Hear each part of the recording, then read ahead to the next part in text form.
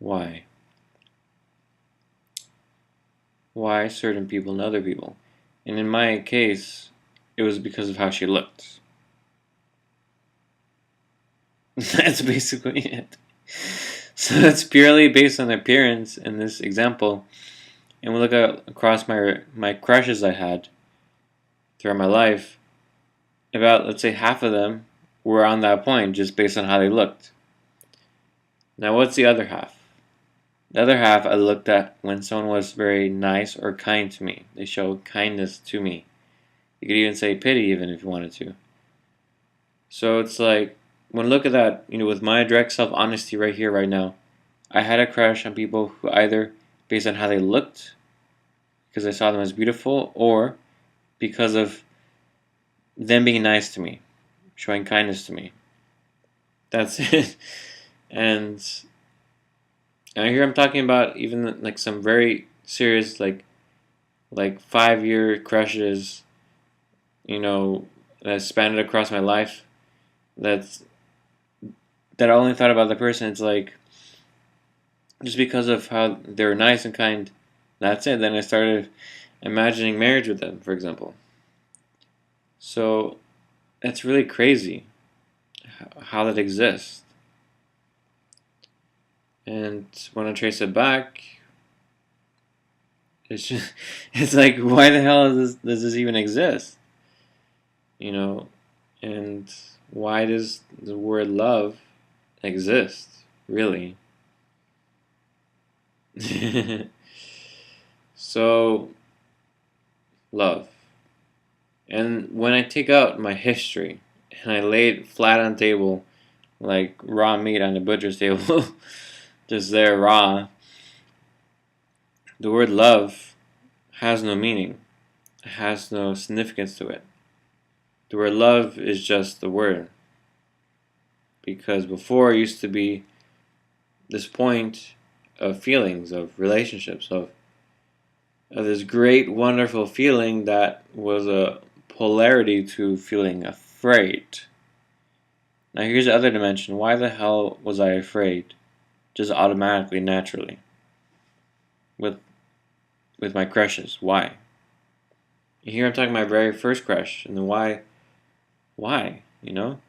And from here, looking at Destiny process and what I walked, it's because love is fear and fear is love. The emotions and the feelings are completely attached. They're completely the one and the same. They're just different expressions. They're two sides of the same coin. They're both made of the substance of energy. You cannot have one without the other, basically. Now, this can be a really hard thing to understand or to see or realize for yourself. But at the very least, you can be honest with yourself and see that when you felt a positive experience like love, somewhere, somehow, there was an emotion attached to it, somewhere. Something negative.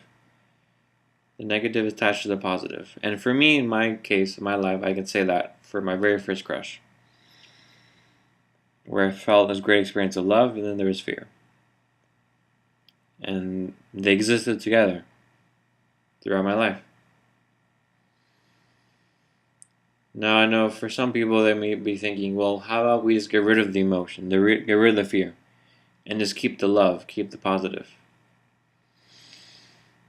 You will find that the experience is not stable, it cannot last, and it creates fear. It's really one and the same. You can't take one without also taking out the other. It's impossible. And you can try, you can test it out for yourself. Spend your time doing that if you want to. And do it, make sure, test it out, see for yourself. But for me, I've seen this point so clearly in my life and what I've lived. And when I would feel very, very happy highs, great happy moments, right after a great negative moment. Because it's literally like the energy was transmuted into the other form, from negative to positive. And so from positive to negative.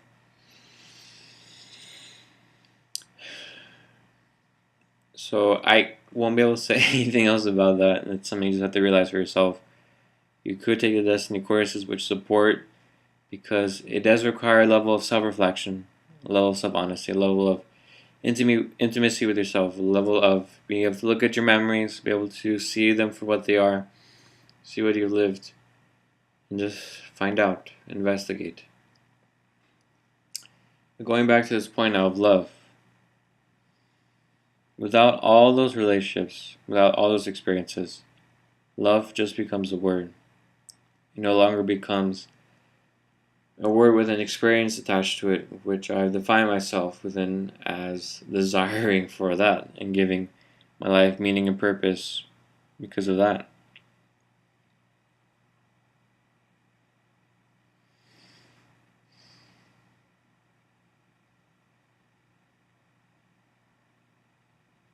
And here's another cool point. When we were just children, here I'm talking about before I had my first crush, when I was 4, 5, 3, there's no idea of love, of crushes. I was just here interacting with everyone equally, boys and girls. But then once I had my first crush, things changed. My life became diminished. I became limited. And we don't really consider that, but that's the case. We didn't used to be this way.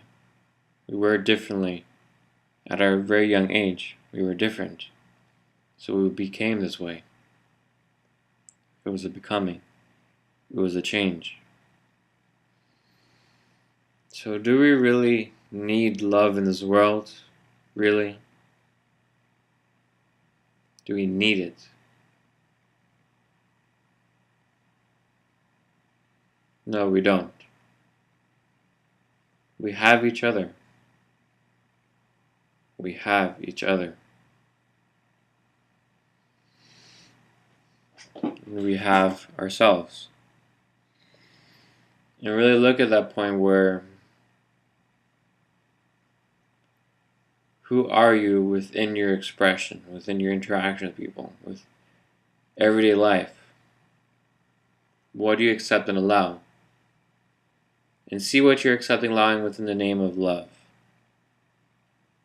And just be honest with yourself. Not with me, not with anyone else, but really just be honest with yourself about who you are, what you're living, what you're accepting and allowing. Because from my life experience with love and what I've lived in a life that's been diminished from what it could have been so far, I know that there's a better way. I know that there could have been a better life for me. So that's what I'm doing now, living that process, becoming better for myself and also for others, because when we live a way that's diminished, that's limited, that actually limits others, because then they lack the example of what they could be, what they could do, of a life that's more fulfilling, of real living and of real expression. Because when you do that, others are enriched by that. They are supported. If you don't live that way, they won't have the example. They won't have that support of you living it. So yes, it makes a difference for yourself and for others. So thank you very much. This is the King of Love signing off. Have a good one. Bye.